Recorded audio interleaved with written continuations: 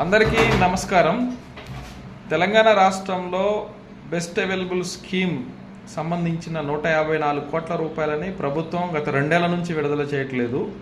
రేవంత్ రెడ్డి గారు అధికారంలోకి రాకముందు ఈ బకాయిలు విద్యారంగం మీద ఒక ప్రత్యేకమైన సమీక్ష నిర్వహించి అన్ని సమస్యలు పరిష్కారం చేస్తామని చెప్పారు.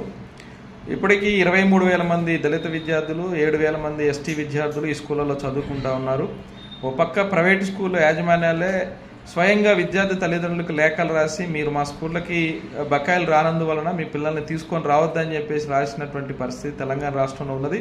ఈ ప్రభుత్వం ఎమ్మెల్యేలకి, మంత్రులకి, ఎంపీలకి ఎక్కడ ఒక నెల జీతం బకాయిలు పెండింగ్లో ఉన్నట్టు ఎక్కడ మన వార్తను చదివి ఉండడం, చూసి ఉండడం. కానీ పేద విద్యార్థులు నిన్నగాక మొన్న స్కాలర్షిప్ రియంబర్స్మెంట్ ఇవ్వమంటే అయ్యి బకాయిలు, ఇప్పుడు బెస్ట్ అవైలబుల్ స్కీముకు సంబంధించిన పాఠశాలల బకాయిలు. కాబట్టి తక్షణం ప్రభుత్వం రేవంత్ రెడ్డి గారు చొరవ తీసుకొని విద్యాశాఖ మంత్రిగా ఉన్నారు, ఆయన గారే ఈ బకాయిలన్నింటినీ క్లియర్ చేసి పేద విద్యార్థుల చదువులు మధ్యలో ఆగకుండా చర్యలు తీసుకోవాలని ఎస్ఎఫ్ఐ కోరుతా ఉంది. లేని పక్షంలో ఎవరైతే విద్యార్థులు ఉన్నారో విద్యార్థి తల్లిదండ్రులు కలుపుకొని తెలంగాణ రాష్ట్ర వ్యాప్తంగా ఆందోళన నిర్వహిస్తామని ఈ సందర్భంగా ప్రభుత్వాన్ని కోరుతా ఉన్నాం, తెలియజేస్తా ఉన్నాం. తక్షణం 154 కోట్ల రూపాయలు, 23,000 మంది దళిత, 7,000 మంది ఎస్టీ, 238 ప్రైవేటు పాఠశాలల భవితవ్యం ఈ బకాయిల మీద ఉంది. కాబట్టి తక్షణం వీటిని విడుదల చేయాలని ఎస్ఎఫ్ఐ కోరుతా ఉంది.